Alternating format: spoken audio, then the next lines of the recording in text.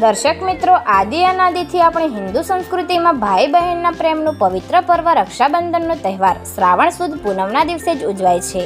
પરંતુ ગુજરાતમાં એક એવું ગામ છે જ્યાં રક્ષાબંધનનો તહેવાર શ્રાવણ સુદ 14ના દિવસે ઉજવાય છે.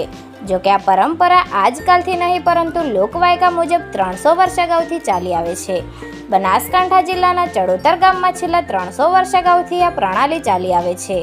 લોકવાયકા મુજબ વર્ષો પહેલાં આ ગામમાં ભયંકર રોગચાળો ફાટી નીકળ્યો હતો, જેમાં લોકોના માલઢોર પણ આ રોગચાળાના ભરડામાં સપડાઈ ગયા હતા અને ભયંકર રોગચાળાના કારણે અહીં ગ્રામજનોને ભારે નુકસાન થયું હતું.